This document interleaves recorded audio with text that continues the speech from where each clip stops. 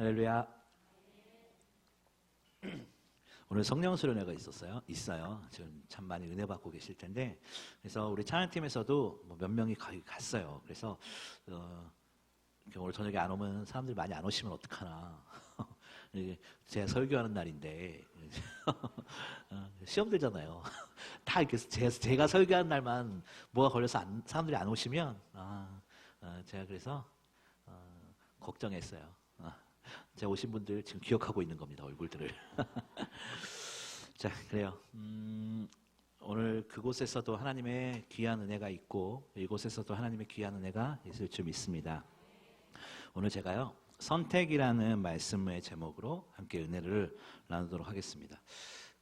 제가요, 얼마 전에 사무실에 있는데, 교회에 있는데 전화가 왔어요. 전화가 누구에게 왔냐면 제가 너무나 사랑하는 저희 아내. 의심하세요? 저는 제 아내를 사랑합니다. 제 아내에게 전화가 왔어요. 사실은 이렇게 낮에 이렇게 전화가 오면 뭐 물어볼 게 있을 때 전화가 오거든요. 그래서 사실은 제일 두려울 때이기도 해요. 전화가 왔는데 이런 걸 딱 물어보는 거예요. 여보세요? 왜 전화했어? 그랬더니 제가 물어볼 게 있대요. 역시나 뭘 물어보더라고요. 그래서 뭘 물어보냐면 자기가 나를 생각하면, 그러니까 와이프를 무지개 색깔 중에서 나를 생각하면 어떤 색깔이 떠오르는지 맞춰보라는 거예요. 물어보는, 어떤 색깔이 떠오르는지 말을 하라는 거예요. 제가 심리상담을 전공했잖아요. 그래서 그 짧은 순간에 이거 심리 테스트구나. 이거 말 잘해야지, 안 그랬다가는 오늘 집에 못 들어갈 수도 있겠다. 이 생각에 정말 그 짧은 순간에 온갖 생각들을 다 했어요. 5만 가지 생각들이 다 들면서 오늘 대답 잘해야지, 못하면 저녁밥이 없을 거고, 대답을 잘하면 정말 오늘 저녁 반찬이 틀려질 거라는 그 마음에 한참을 고민을 하다가 너무 흔하면 뭔가 이상할 것 같고 너무 좀 아니면 별로일 것 같아서 애매한 중간 하나 찍자 그랬어요. 그래서 빨주노초 파남보, 제 아내를 생각하면 무슨 색깔이 떠오를까요? 했을 때 빨주노초 파남보, 주황색이 떠오른다고 그랬어요. 주황색. 어때, 탁월한 선택인 것 같으세요? 그래서 제 아내가 가만히 있더라고요. 그 순간에 됐다. 맞췄다 이제. 난 성공했다 이제. 이 생각이 딱 들면서 이제 근데 왜? 이게 무슨 뜻이야? 라고 했더니 주황색이 그거래요. 애인 같은 마누라. 전체 아내를 볼 때마다 애인과 항상 같이 있는 것 같은. 좀 그런 마음으로 살아요. 자, 그래서 이제 그랬어요. 그래가지고 제가 궁금하잖아요. 그럼 색깔이 뭐야? 라고 물어보니까 빨간색을 선택한 사람은 마누라. 가족이라는 거죠. 가족끼리 그러면 안 돼. 그냥 마누라. 빨간색을 선택하면 그냥 마누라래요. 그리고 이제 주황색은 제가 말했고, 노란색은 동생 같은 마누라. 이거래요. 또 초록색은 친구 같은 마누라래요. 파랑색은 편안한 사람이래요. 그 다음에 남색은 지적인 여자, 보라색은 섹시한 여자. 이거래요. 남편들을, 이거 제가 알려드렸다고 해서 집에 가셔서 남편들을 시험 들게 하지 마세요. 그래서 저는 그날 저녁에 집에 딱 들어가니까 저를 웃으면서 반겨주더라고요. 그래서 제가 무슨 생각이 들었냐면 역시 정말 잔머리가 잘 돌아가는구나 나는, 이 생각도 하면서 한 번의 선택이 얼마나 중요한가에 대해서 생각을 좀 해봤어요. 제가 빨간색을 선택했잖아요. 그럼 그날 저녁은 없었을 거예요. 그냥 마누라니까. 가족이니까. 물론 이거 다 지어낸 얘기겠죠. 지어낸 얘기일 거예요. 한 번의 선택이 얼마나 중요한지 모르겠어요. 오늘 본문에서도 보니까요, 그 선택의 기로에 놓여 있는 사람들이 있어요. 선택의 기로에 놓여 있는 두 사람이 나오는데 그 중에 한 사람이 롯이에요. 아브라함으로 바뀌기 전에 이름이 아브람인데, 아브람과 같이 본토 친척 아비집을 떠나는, 고향을 떠나는 사람이 아브람과 롯입니다. 이제 처음에는 그냥 그럭저럭 살만했던 것 같은데 이제 좀 여행을 하면서 재산도 모으고 이래저래 하니까 이제 재산도 많아지고 해서 분리를 해야 하는 상황 가운데 놓여 있습니다. 오늘 13장 오늘 본문 앞에 보면요. 13장 6절을 보면요. 그들의 소유가 많아서 동거할 수 없었음이라 라고 말을 하고 있어요. 서로의 물건 때문에 싸움이 일어나기 시작하는 거예요. 네 거, 내 거 이러면서 싸우기 시작하는 거예요. 그러자 아브라함이 결단을 내리죠. 9절을 보니까요. 오늘 본문 9절을 보면 내가 저하면 나는 우하고 내가 우하면 나는 저한다라는 거예요. 네가 오른쪽으로 가면 나는 왼쪽으로 갈 것이고 네가 왼쪽을 선택하면 나는 오른쪽으로 갈 거야. 너와 정반대로 가니까 서로 이제 서로 이렇게 문제를 일으키지 말자라는 거예요. 이때 아브라함과 롯의 선택이 이제 달라지는 거죠.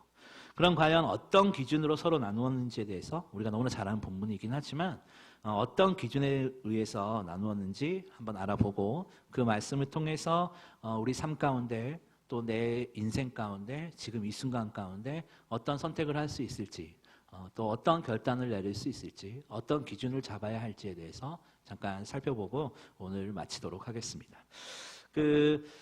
여러분 우리는 우리의 삶 속에서 이렇게 쭉 살아가다 보면요. 인생의 삶 가운데 많은 선택 가운데 우리가 놓여 있습니다. 선택. 우리는 문제 앞에 어떤 선택을 하고 계세요? 우리 인생을 살아가면서 어떤 선택을 하고 계시냐 이 말이에요. 우리가 어떤 선택을 할 때 어떤 기준을 선택하느냐 이것이 중요합니다. 오늘 본문을 보면서 찾아볼 텐데 10절이에요. 10절을 한번 읽어보도록 13장 10절 한번 읽어보도록 하겠습니다. 시작. 이에 롯이 눈을 들어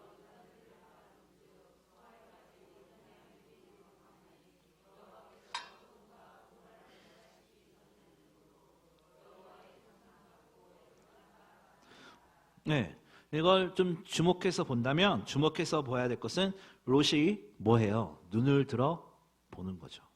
롯이 눈을 들어서 봅니다. 그리고 11절이에요. 13장 11절 한번 읽어볼게요. 시작. 그러므로 롯이 요단 온들을 택하고 동으로 옮기니 그들이 서로 떠난지라. 요단 온들을 택했다라는 거예요. 정리하면 이거예요. 순서를 보면 롯이 눈을 들어 바라보다가 물이 넉넉하고 여호와의 동산 같은 요단을 택했다라는 거예요. 이게 믿음이 아니라 눈에 보이는 대로 선택을 하게 되면요. 당장은 좋을 것 같지만 결국 그에 대한 대가를 치르게 되는데 우리는 그 어떤 대가를 치르게 되는지 잘 알고 있습니다. 우리가 스스로가 어떤 기준으로 선택하는가에 대해서 한번 돌아볼 필요가 있는데요. 우리가 하나님을 향한 믿음보다 눈에 보이는 것으로 계산하며 따질 때가 많다라는 말씀을 드리는 거예요. 당장의 결과나 내 느낌대로 선택하는 경우가 대부분인 것이 우리의 삶인 것 같습니다. 오늘 롯은요, 자신이 선택을 해요. 자신이 직접 선택을 해요. 내가 어디로 갈지, 어떻게 해야 될지를 자신이 직접 선택하고 있어요. 자기가 볼 때 좋아 보이는 곳, 그런 것을 선택하는 것이 오늘 10절, 11절 읽었듯이 롯의 특징이에요. 여러분, 인생을 살아가면서 우리도 그러지 않나요? 우리도 내가 좋은 거 선택하지 않으세요? 그 심리 테스트, 그 말도 안 되는 심리 테스트를 들으면서 내가 뭘 선택해야 제 아내를 기쁘게 할 수 있을까? 네, 이런 머리 굴리듯이. 혹은 내가 어떤 결정을 할 때 내가 보다 더 좋아 보이는 것, 이런 거 선택하는 것이 우리 당연한 거 아니겠어요? 롯과 같은 우리가 성경에 롯이 어떻게 되는지 알기 때문에 우리가 롯이 잘못됐어 라고 하지만 우리의 일생에 보면 롯과 같은 선택을 하는 게 얼마나 많은지 모르겠어요. 예전에 제가 버스를 탄 적이 있었어요. 요즘은 차를 타고 다니니까 버스를 탈 일이 별로 없는데 아주 예전에 버스를 탔는데 그 의자에 앉았는데 뒤에 이렇게 딱 뭐라고 그러죠? 여기 이렇게 광고판 같은 게 하나 붙어 있더라고요. 거기에 이게 뭐냐면 그 스티커 같은 광고가 붙어 있는데 무슨 도령, 무슨 신령, 이런 거였어요. 무속인에 대한 광고였어요. 보신 적 있으세요? 근데 그 무속인 광고였는데, 그런데 그 광고지 맨 밑에 이렇게 조그맣게 뭐라고 써 있냐면, 기독교인 환영, 비밀 엄수, 이렇게 써 있더라고요. 네. 기독교인들을 환영한다는 뜻과 함께, 기독교인들도 전 보러 와라, 이런 거겠죠. 그리고 또 한편으로 생각하면 수많은 기독교인들이 무속인을 찾아간다는 이야기예요. 그런데 여러분, 우리가 앞으로 어떻게 살지, 어떤 모습으로 살아갈지 이 계획하는 것을요, 단지 이런 샤머니즘적인 그런 그런 거에 의지한다는 게 말이 되겠습니까?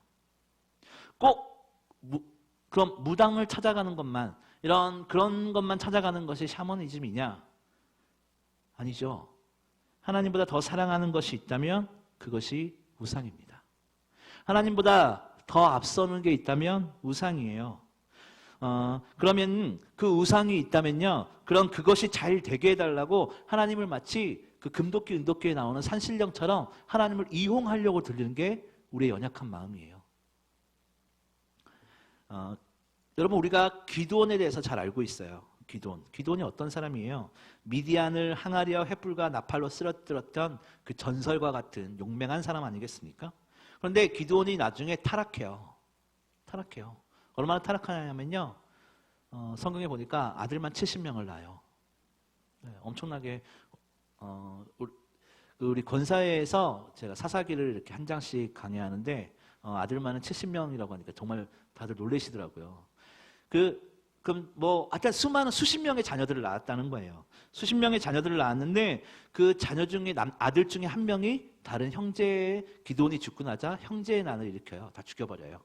그리고 남자 한 명이 또 살아남아요. 그래서 그 남자아이가 이제 목숨이 위험하고 그런 상황 가운데 어디로 가냐면 그리신산으로 딱 올라가요. 산으로 올라가서 사람들아, 하나님 내 얘기를 좀 들어주세요 라고 얘기를 해요. 하나님을 산에서 만나려고 하는 거예요. 하나님이 신의 산이나 이런 거, 십계명이나 이런 걸 이걸 들어서 그랬는지 하나님을 산에만 있는 산신령으로 취급했던 것이 바로 그때 당시에 그런 사람들의 영적 수준이었다는 거예요. 그러면서 그 아들이 이렇게 내 말을 들어라. 하나님 너희 말을 하나님 내 말을 들어주세요. 막 이렇게 얘기를 하는 거예요. 마치 우리가 교회 안에만 하나님이 있다고 생각하는 거랑 똑같아요. 교회에서는 집사로, 권사로, 목사로, 장로로, 이런저런 모습으로 살아가지만 교회 밖에 나가면 어떠세요? 여러분 어디 그리스도인 같은 모습을 살아가고 계십니까? 삶으로 증명해야 되는 것이 우리의 모습 아니겠어요? 삶으로 증명해야 되는 것이 우리인데 정작 밖에 나가서는 세상 사람들과 전혀 구별되지 못한 것이 우리 아니겠습니까? 그러면 우리 뜻대로 우리 마음대로 살아가는 우리 아니겠어요? 그럼 롯과 틀린 게 무엇이 있겠어요? 우리는 어쩌면 롯보다 더한 사람일지도 모르겠어요. 내 이익을 위해서라면, 내 편안함을 위해서라면 어떤 수단과 방법을 가리지 않고 남에게 피해 입혀도 괜찮다고 생각할 정도로 어쩌면 우리들이 롯보다 더 나쁘고 더 추악하고 더 더러운 사람들인지 모르겠어요.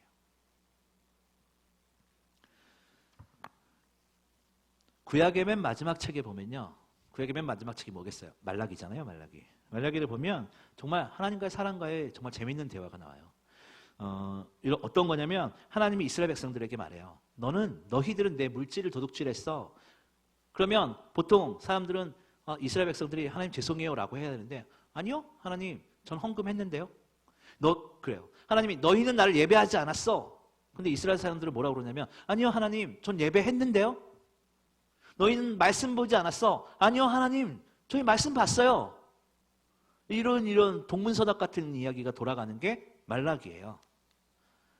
우리는 예배를 드리고 있지만 정말 하나님을 높이고 계십니까? 그냥 내가 나의 눈을 들어서 내가 보암직도 하고 먹음직도 한 그것을 건드렸던 아담과 하와처럼 오늘 롯이 그냥 자기가 편하고 좋아 보이는 것을 찾아가는 롯처럼 우리는 그냥 내 안위와 내 평안을 위해서 살고 있지는 않느냐 이거예요. 하나님과 사람의 생각이 정말 다른 시대가 말라기 시대였어요. 왜 그렇겠어요? 우리가 우리의 생각이 맞다라고 단정짓고 하나님 앞에 가니 하나님의 뜻이 보이지도 않고 들리지도 않았던 겁니다. 우리가 신앙생활을 하지만 내가 제일 중요하니까 하나님의 뜻과 하나님의 음성이 들리지 않는다는 거예요. 며칠 전 TV에서 이런 말을 하는 걸 봤습니다. 2030 세대, 2030 세대가 어떤 세대인가라는 것에 대해서 이렇게 좀 얘기를 하더라고요.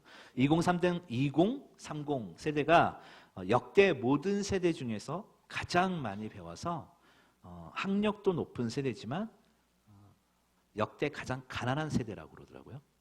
그렇죠? 요즘 뭐 좋은 학교, 뭐 좋은 학벌, 뭐 그렇잖아요. 역대 가장 좋은 세대, 가장 학력이 높은 세대지만 가장 가난한 세대라고 말을 하더라고요. 부모 세대에 비해서 가장 많이 배우고 했지만 반면 가장 많은 실업률과 가난에 허덕이고 있다라는 것이죠. 이게 무엇을 말하는 것이겠어요?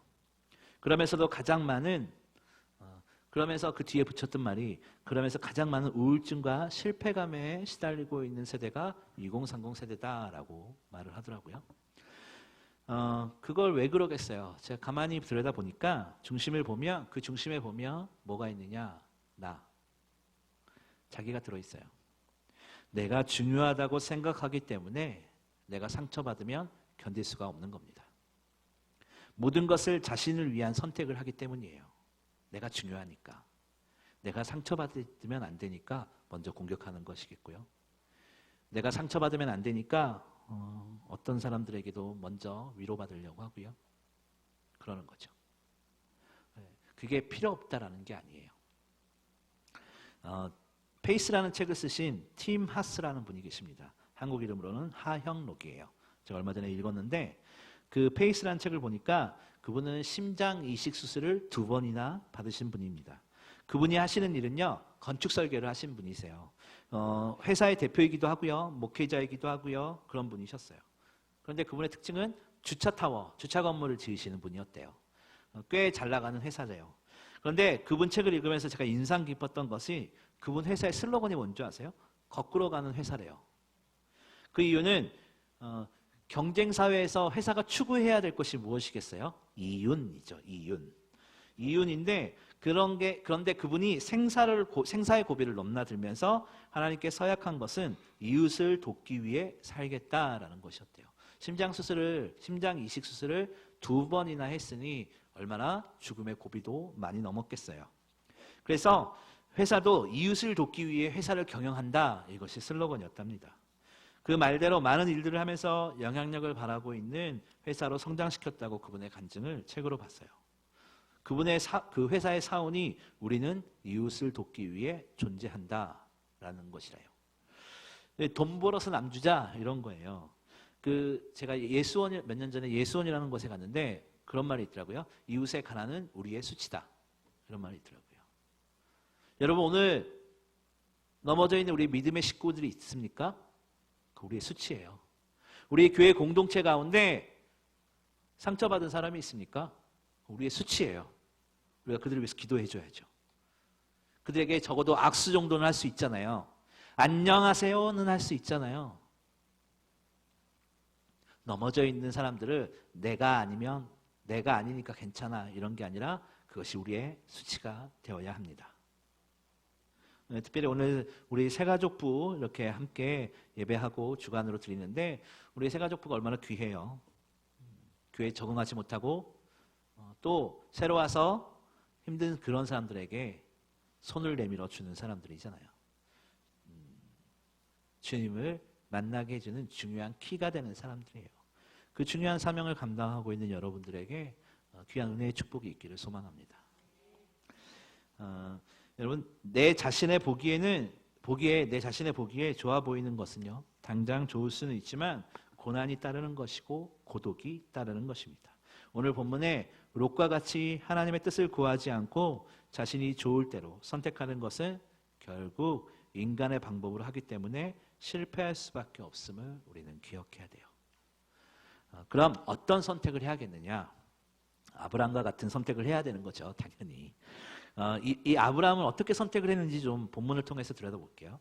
13장 14절이에요. 오늘 본문 13장 14절 한번 읽어볼게요. 시작.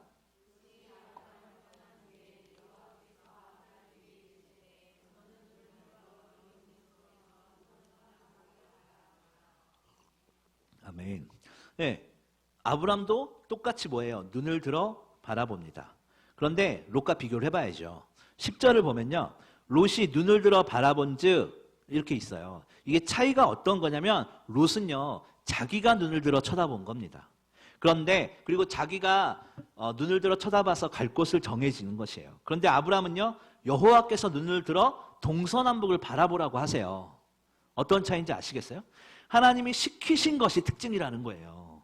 롯과 아브라함의 차이가 뭐냐면 똑같이 눈을 들었는데 한 명은 자기가 하고 싶은 대로 했고 또 한 명은 하나님께서 시키신 대로 했다라는 거예요. 사람의 선택이냐 하나님의 선택이냐입니다. 롯은 사람의 선택으로 결정해요. 하지만 아브라함은 하나님의 선택을 기다리고 그 선택을 따른다라는 거예요. 15절에서 17절을 보면요, 다 읽지는 않지만 하나님의 뜻을 따를 때 주어지는 복에 대해서 기록하고 있습니다. 동서남북 보이는 땅을 너와 내 자손에게 주겠다고 약속하시고요, 그것이 너에서 끝나는 것이 아니라 영원히 이를 거다라고 말을 하세요.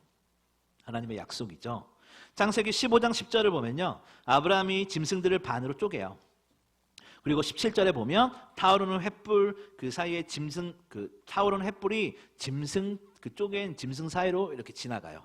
이게 무엇이냐면 목숨을 건 약속이에요. 하나님이 아브라함에게 어떻게 약속하시는지 아세요? 목숨 걸어 약속하세요. 내가 너희 눈을 들어 바라보아라. 네가 본 동서남북 어디든 내가 너와 함께 할 것이고 그것을 지킬 거고 그것을 줄 것이고 그것이 너에 대해서 끝나는 것이 아니라 영원히 너의 자손의 영원히 있을 거다. 내가 목숨 걸고 약속할게. 이 말이에요, 이 말. 하나님께서 그렇게 지키신다는 거예요. 여러분, 우리도 그래요. 하나님께서 우리에게 약속하셨어요.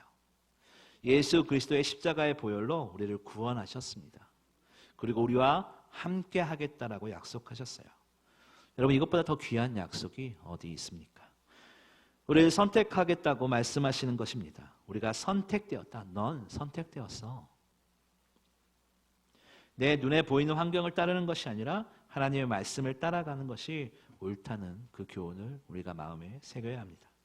하나님의 약속을 믿고 뜻을 따를 때 하나님의 선한 인도하심을 경험하게 된다는 겁니다.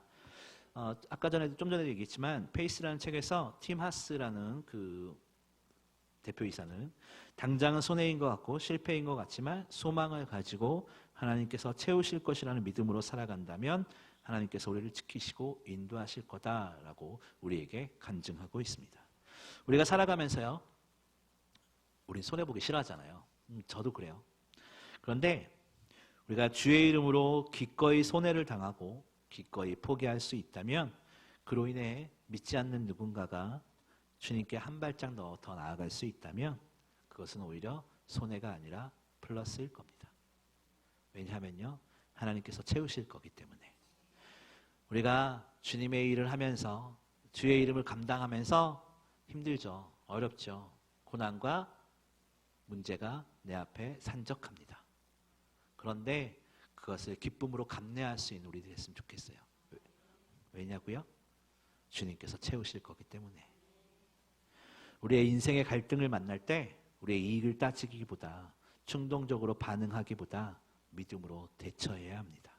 그러면 우리는 갈등에서 진정한 승자가 될 수 있어요. 믿음으로 지는 것이 이기는 겁니다. 우리가 세상 가운데 무조건 지라는 것이 아니에요. 주의 이름으로, 주의 이름으로. 우리가 신앙 가운데 주의 이름으로 기도할 수 있어야 합니다. 우리가 우리의 인생에 많은 선택이 있지만 우리는 주의 이름으로 양보하고 주의 이름으로 연약한 믿음의 식구들을 배려할 때 당장 우리가 손해인 것 같지만 하나님께서 채우십니다. 우리 믿음의 손해 우리에게 필요합니다. 믿음으로 손해보는 것이 더 많은 것을 얻는 거예요. 우리가 하나님께서 함께 하시기를 소망하십니까? 믿음의 손해가 필요합니다. 그것을 선택해야 됩니다. 여호수아는 죽기 전에 이스라엘 백성들을 모아놓고 너희들은 섬길 자를 택해라. 나와 우리 집은 여호와를 섬길 거다라고 얘기를 해요. 여러분, 그 놀라운 선택이 그의 가정을 구했듯이 오늘 우리의 선택이 우리의 가정을 구합니다. 우리의 공동체를 바꿉니다. 어떤 선택을 해야겠습니까? 주님을 붙드는 선택. 주님께서 말씀하시는 대로 움직이는 선택. 오늘 시간 주의 이름을 부르짖는 선택. 그 놀라운 선택할 수 있는 저와 여러분이 되기를 주의 이름으로 소망합니다.